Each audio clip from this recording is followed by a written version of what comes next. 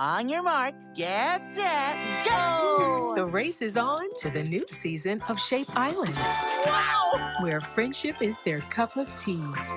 Cannonball! Cannon square! Cannon triangle! Hi, I'm Sophia Jessica, and this is Angel, and welcome to the fan carpet. Hey Yvette, how are you? I'm good, Marc. How are you? Yeah, doing well, thanks. Good. It's a pleasure to speak to you today. Yeah, I'll just jump straight in. If we go back to the beginning, was there a defining moment for you to get into the industry?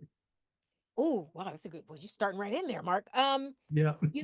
I grew up in East Cleveland, Ohio, and there wasn't a lot of entertainment where I was from, and it was an escape for me. It was a way to kind of see worlds that were bigger than what I saw outside my window. So I think Mhm. I always wanted to do something in my career that made a difference, and making people laugh and making people think has been how it's played out. So it's been a real joy.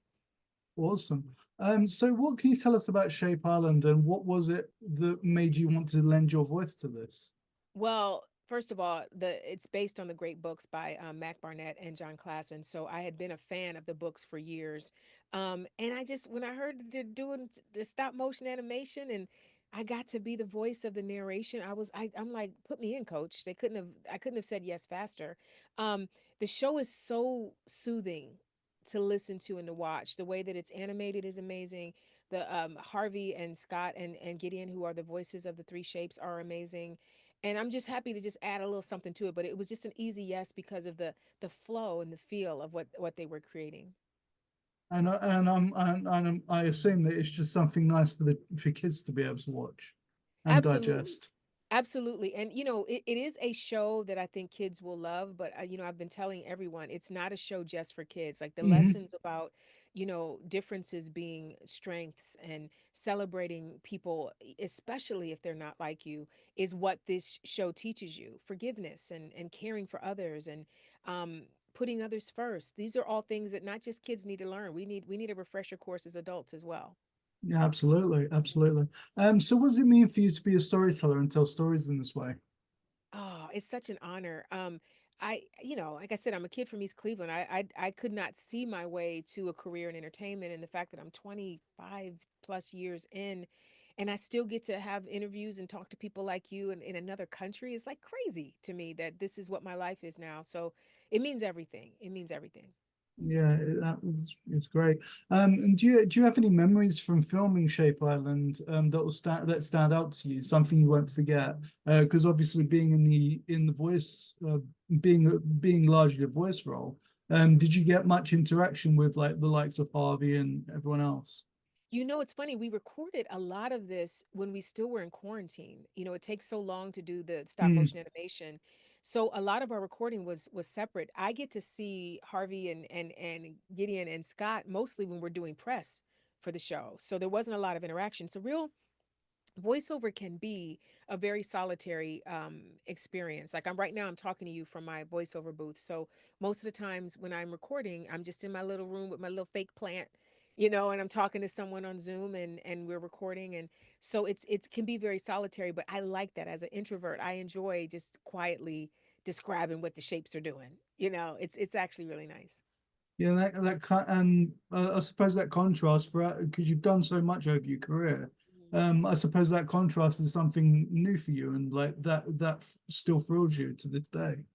Yeah, it's funny. Like you kind of have to pick your fighter in entertainment. A lot of times in acting, you have to decide what lane you want to be in first. You want to try to do in movies, you want to do television, you want to do voiceover. It's not always guaranteed that you'll get to bop around between lanes. And I've been very blessed to, I host things, I act on camera, and I do voiceover. So it's been really nice to have this as another kind of tool in the toolbox that I can pick up and kind of run with. But I have to say, voiceover is my favorite thing that I do as an actor. It's just, I just really feel like it's the closest thing to who I am. Especially the silliness of some of the other animated shows I do. You get to be a squirrel or a tree or a potted plant. Like it's really a lot of fun.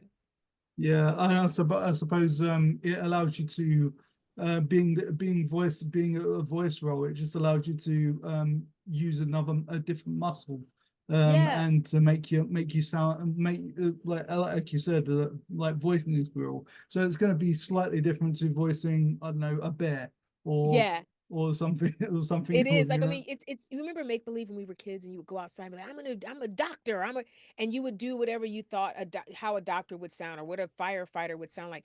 It's literally that. Like you go into a Mm. booth and they're like, okay, Yvette, you're a squirrel. I've never heard a squirrel speak before, but I'm gonna make this squirrel speak today. You know what I mean? So you go into your little imagination and you go, what do I think a squirrel would sound like? Or what do I think this tennis shoe that's running down the street would sound like? And you get to just play. It's like the closest thing to going back to childhood that I've found as an adult. It's really wonderful. Absolutely. So what does the future hold for Shape Island, and do you feel that there's more stories to tell within this world? I sure hope there's more stories to tell. We have, 8 episodes dropping in over 100 countries on August 29th. And we hope people love them and that there's a clamoring for more. I'm not announcing anything today, but I wish I Mm. could. But if they want me back to narrate another set of stories, I absolutely be right back. If you got if you got a choice to voice a character that hasn't been on the show yet, is there a Ooh. character that you've got your eye on? If they ever brought another shape, if I could be a star, or an oval, I'd come in there and play the mess out of an oval or a star. So if they ever need another shape, I'm put me in, coach. Awesome. Are there any other aspects of the industry that you'd like to pursue? Ooh, that's interesting. I always wanted to direct. I think directors set the tone on a set, and I really love to celebrate other artisans, people that, the set designers and the prop people. And so I would love to be able to go, you're amazing, fly, show me what you got, and then also I love actors. So to be able to talk to actors and help them craft their characters would be really great. So that's probably the one thing that I haven't really dipped a toe in the way I'd like to just yet. Okay, awesome. So going behind the camera, that'd be awesome. That'd be awesome Yeah. to see. So with the popularity of streaming services, and obviously this is an Apple show, what do you think the future of cinema is? Oh, I think we're trying to find that sweet spot between films in the theaters and then they find their way to a streaming service like Apple TV Plus. So I think the future is bright. I think that if there's anything that scares me, it's probably AI. That's the only thing that scares me because it's getting better every day. And I hope that we don't lose the beauty of real people telling these stories either in person or via voice. So, but I think the future's bright. Cool. Yeah, I think I remember reading something not so long ago that AI like goes forward, like evolves like evolves really quickly Yeah, it really in a does. three weeks pace or something. Yeah. I can't exactly remember exactly what I read, but it was But something you know along what? They those they lines. they can't replicate a soul. You know what I Yeah, mean? They that's can they true. can make a face, they can make a body, they can make something that looks just like a human, but the way we feel, the light we bring, that can't be replicated. So I hope that as far as it goes, I hope they eventually realize they have to come back to the humans. Absolutely, and they can't quite get the cadence down for the voice Right. either, Right. which is something I've noticed, but Mhm. they're getting close. Yeah. All right. So just finally, where can we find you online to keep up with everything you're doing? Well, I am just about Yvette Nicole Brown, just about everywhere. And if I'm not Yvette Nicole Brown, I'm most likely like the YNB or just my initials. So if you do a search for that on Instagram, TikTok, Threads, I'm pretty much everywhere under my name or my initials, some version of my initials. Wonderful. All right. Well, you look after yourself, and You too. congratulations with the show. Thank you. Thank you, Mark. Nice to Take talk to you. care. You too. Bye-bye. Thank you for watching The Fan Carpet. Please follow us on Facebook, X, and Instagram for more content. Bye for now.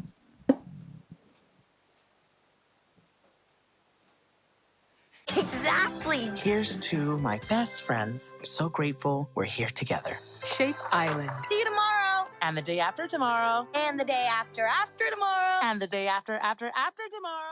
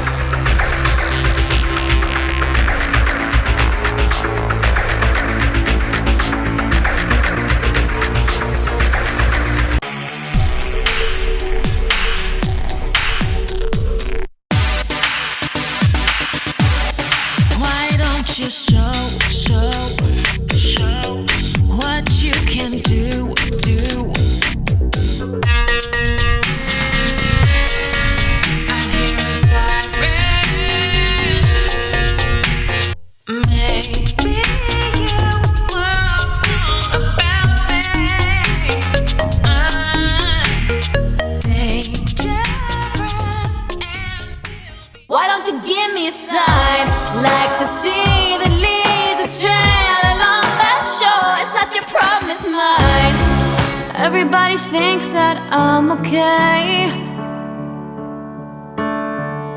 Sometimes I think I am too. I'm on the outside looking in, I'm waiting for the shockwaves to begin. Oh, won't you let me hold you for one time? Just a rainy day in a London cafe, a London cafe. So give me one last serenade. Say to me, or swear at me till the night turns into day. And it was a shame when daylight faded, because we didn't notice at all.